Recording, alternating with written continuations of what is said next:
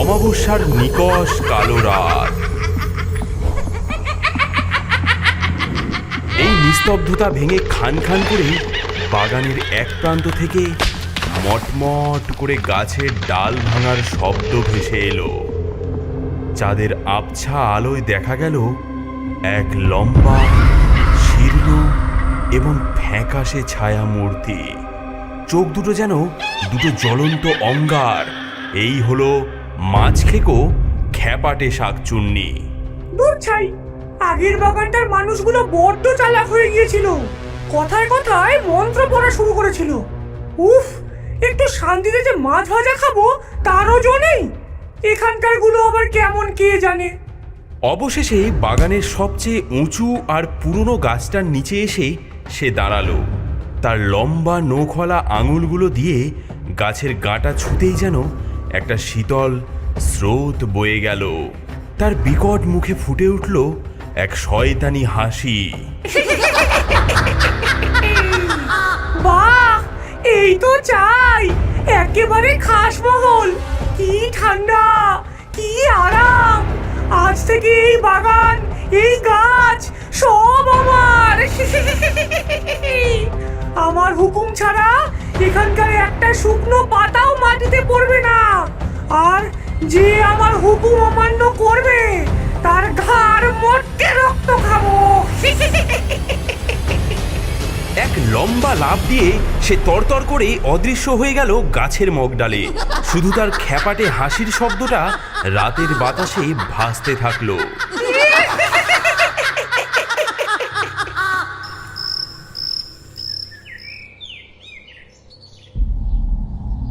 তারক, এ কেমন পচা মাছের গন্ধ রে বাবা, গা গুলিয়ে উঠছে। তাই তো, আর হাওয়াটাও কেমন যেন ভারী। দেখছো, একটা পাখিও ডাকছে না। এসেছে আমার বাগানের নতুন দুটো চাকর। দেখি আজ কেমন করে তোদের গতর খাটানো যায়। আমার বিনা হুকুমে আমার বাগানে ঢুকেছিস, শাস্তি তো পেতেই হবে। সর্বনাশ, কালকে তাজা সুপারি এক রাতের মধ্যে পচে কালো হয়ে গেল কি করে? এ তো কোনো পোকার কাজ নয়। দশরথ ব্যাপারটা বিশেষ পাত্তা না দিয়ে অন্য একটা গাছ থেকে সুপারি পাড়তে যেই না কাস্তে উঁচিয়েছে, অমনি তার হাতটা অবশ হয়ে গেল। কাস্তেটা ঠং করে মাটিতে পড়ে গেল। আরে, হাতটা এমন অবশ হয়ে গেল কেন? সে আবার কাস্তে তুলল, কিন্তু আবার একই ঘটনা ঘটল। এই যা, তিনবারের বার সে ভয় পেয়ে পিছিয়ে এলো। না, আজ আমার দ্বারা আর হবে না। শরীরটা কেমন করছে। বাবা, তুমি কি কোনো হাসির শব্দ শুনলে? মনে হলো যেন কেউ খিলখিল করে হেসে উঠলো। কই না তো, বাজে কথা বলিস না তো। চল কাজ কর। দুপুরে কাজ করতে করতে তারকের খুব জল তেষ্টা পেল। বাবা, কি তেষ্টা পেয়েছে। জলের কলসিটা কই গেল? এখানেই তো রাখা ছিল। দেখ, ওইখানেই কোথাও, হয়তো আড়ালে পড়ে গেছে। না তো, কোথাও তো নেই। ঠিক সেই মুহূর্তে ওপর থেকে একটা ফিসফিসানি আওয়াজ ভেসে এলো, যা শুধু তারকই শুনতে পেল। তেষ্টা পেয়েছে ছোকরা, খুব পেয়েছে। যা, দুবার জল খা গে। ওই পাক মেশানো জলটাই তোদের মতো ছোট লোকদের জন্য ঠিক। আমার বাগানের শুদ্ধ জল তোদের জন্য নয়। হ্যাঁ, কে কে কথা বলে? এই তারক, কি হলো রে? কার সঙ্গে কথা বলছিস? বাবা, আজ চলো বাড়ি ফিরে যাই। আমার কেমন একদম ভালো লাগছে না। এই বাগানে নিশ্চয়ই কোনো গোলমাল আছে। সেই রাতে শাকচুন্নিটা গাছ থেকে নামলো। তার চোখে মুখে দুষ্টুমিতে ভরা। সে দশরথ আর তারকের পরম যত্নে রাখা কাস্তে, খুরপি, দা, দড়ি সবকিছু এক জায়গায় জড়ো করলো। ওরে আমার লোভী মানুষ রে, আমার গাছের দিকে লোভ, তাই না?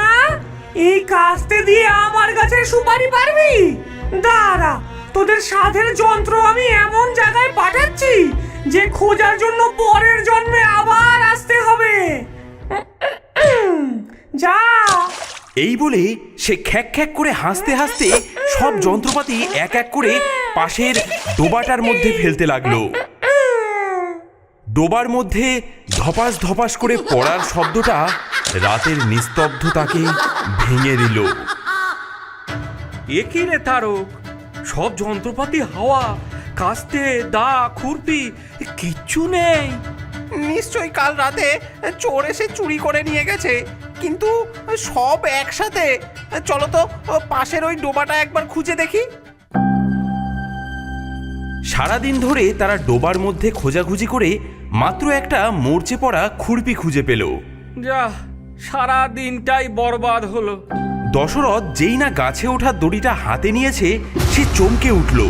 সর্বনাশ! হে কি করেছে? দড়িটাতে যে 100টা গিঁট দিয়ে রেখেছে। এ গিট তো খোলা যাবে না বাবা, বড্ড শক্ত, আর কি বিশ্রী পচা মাছের গন্ধ বেরোচ্ছে এই দড়িটার থেকে। শাকচুন্নিটা মগ ডালে বসে পা দোলাতে দোলাতে এই দৃশ্য দেখছিল আর হাসিতে তার শরীর বেঁকে যাচ্ছিল। খোল, এবার গিট খোল। গিট খুলতে খুলতে সকাল হয়ে যাবে, তবুও একটা গিটও খুলতে পারবি না। আমাকে রাগানোর ফল এখনো তো কিছুই দেখিসনি। তারক, আমি নিশ্চিত এ কোনো সাধারণ চোরের কাজ নয়। কোনো অপদেবতা আস্তানা গেড়েছে ওই উঁচু গাছটায়। তাহলে তাহলে উপায় কি বাবা? এভাবে চলতে থাকলে তো আমরা তো না খেয়ে মরবো। উপায় আছে। প্রেতাত্মারা শুদ্ধ জিনিস সহ্য করতে পারে না। কাল সকালে আমরা গাছটার চারপাশে তুলসী গাছ পুঁতে দেব। দেখবি তুলসী গাছের গন্ধে অপদেবতা কাছেও ঘেঁষতে পারবে না। পরদিন বাবা ছেলে মিলে সেই উঁচু গাছটার চারিপাশে মাটি উঁচু করে অনেকগুলো তুলসী গাছ পুঁতে দিল। রাতের বেলা শাকচুন্নিটা গাছ থেকে নেমে এলো। তার চোখ দুটো রাগে টকটকে লাল। হ্যাঁ, ওরে বুড়ো, এই কটা শুকনো পাতা দিয়ে আমাকে ভয় দেখাবি? আমার বাড়ির উঠোনে এসব নোংরামি? আমি মাছ খেকো শাকচুন্নি, তোদের এত সাহস? হ্যাঁ, এই বলে সে এক এক করে সব তুলসী গাছ শেকড় শুদ্ধ উপড়ে ফেললো। পাতাগুলো দাঁত দিয়ে চিবিয়ে থুথু করে ফেলে দিল। কি হলো রে বুড়ো? কই তোর তুলসী? সব আমার পায়ের তলায়। শুধু তাই নয়, সে দশরথের গলার স্বর হুবহু নকল করে বিকট সুরে ভজন গাইতে লাগলো। হরে কৃষ্ণ হরে রাম, এই বাগানে আমার ধাম, তোদের এবার শেষ কাম। হরে কৃষ্ণ হরে রাম। বাবার বুদ্ধিতে তো কাজ হলো না। আজ আমি নিজের চোখে দেখব কে এত কাণ্ড করছে। যত বড় শয়তানি হোক, একবার তাকে দেখতে পেতেই হবে। মাঝরাতে সে যা দেখল তাতে তার গায়ের রক্ত হিম হয়ে গেল। শাকচুনিটা গাছ থেকে নেমে এসে উনুন ধরিয়েছে। তার সামনে ভাঙা হাঁড়িতে চাপানো ডোবার পাঁক আর পোকামাকড়, কিন্তু সেই জঘন্য জিনিস থেকে ভাজা ইলিশ মাছের এক অপূর্ব গন্ধ বেরোচ্ছে যে তারকের জিভে জল এসে গেল। নে রে নে, খা। এমন সর্ষে ইলিশ পাবি কোথাও? এই হতচ্ছাড়া মানুষ দুটো শুধু সুপারিই চেনে, রান্নার র বোঝে না। ওদের কপালে কি আর আমার হাতের রান্না আছে? হঠাৎ সে রান্না থামিয়ে ঝোপের দিকে তার জ্বলন্ত চোখ দুটো তাক করলো।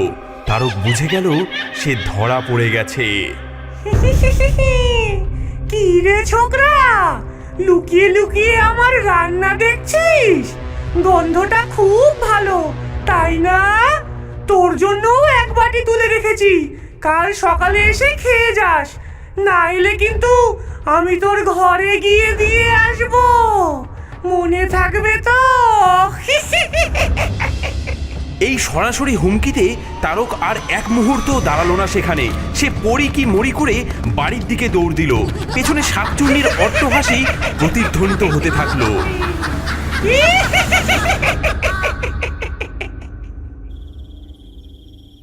ওঝামশাই, ওঝামশাই আমাদের বাঁচান। সব কথা তো আপনাকে খুলেই বললাম। কাল রাতে তো ওটা আমার ছেলেকে মেরেই ফেলতো। ওটা একটা সাংঘাতিক চিজ। ক্যাপাটে শাকচুন্নি, দেমাক অনেক, একে সাধারণ ভূতের মন্ত্রে কাবু করা যাবে না। মন্তার! আচ্ছা, দ্বিতীয় একটা বুদ্ধি দিচ্ছি। ভূতেরা শুদ্ধ জিনিস আর তীব্র গন্ধ সহ্য করতে পারে না। তোরা আজ সন্ধ্যায় সারা বাগানে প্রচুর পরিমাণে ধুনো জ্বালবি আর কর্পূর ছড়াবি। গন্ধে সে টিকতে না পেরে নিজেই পালাবে। বমতা! সন্ধ্যা নামতেই বাবা ছেলে মিলে বাগানের কোনায় কোনায় ধুনোর আগুন দিল। কিছুক্ষণের মধ্যেই কর্পূরের তীব্র গন্ধ আর ধুনোর ধোঁয়ায় বাগানটা ঢেকে গেল। ওপর থেকে শাকচুন্নির কাশির আওয়াজ ভেসে এলো। এই এই কি বিশ্রী গন্ধ রে বাবা, আমার মাথা ধরে গেল। এই বমি পাচ্ছে আমার। এই তোদের এত বড় আসপর্দা, আমার বাড়িতে ধোঁয়া দিয়েছিস। দাঁড়া দাঁড়া, তোদের ধুনোর আমি ব্যবস্থা করছি।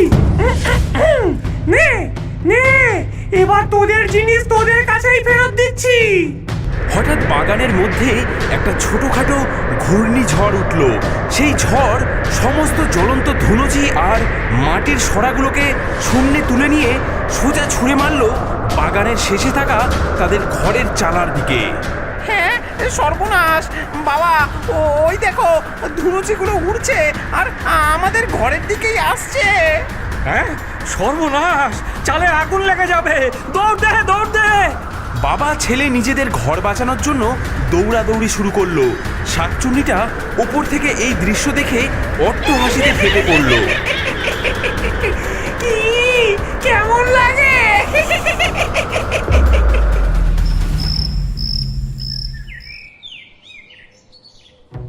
আর কোনো উপায় নেই ওঝা মশাই, আমার ঘরটাও কাল পুড়ে যেত। দুবার হারলাম আমরা। বুঝেছি, একে ভয় দেখিয়ে লাভ নেই, ওকে অপমান করতে হবে। বঙ্কাল! ওর সবচেয়ে বড় দুর্বলতা হলো ওর মাছের লোভ আর প্রচণ্ড দেমাক। আমরা সেই দুর্বলতাতেই শেষ ঘা দেব। বঙ্কালি! শোন, আমি যা বলছি তাই কর।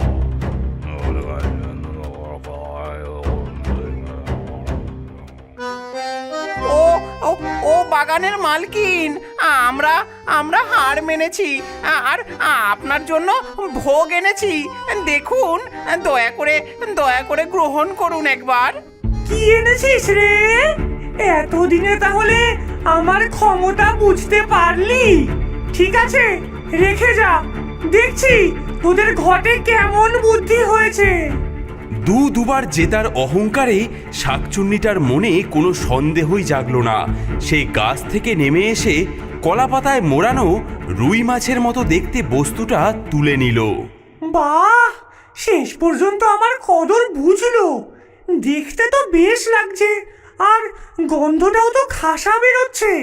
এই বলেই সে আর দেরি না করে মাছের বড় একটা টুকরো মুখে পুরে দিল, আর তারপরই সেই প্রলয়ঙ্কর কাণ্ড ঘটল।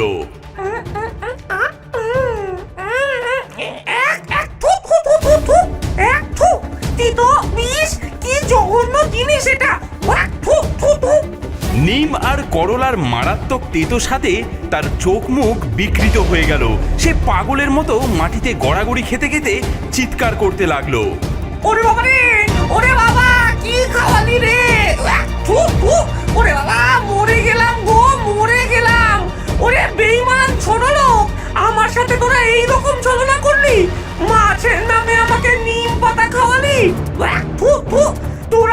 তোরা আমাকে অপমান করলি।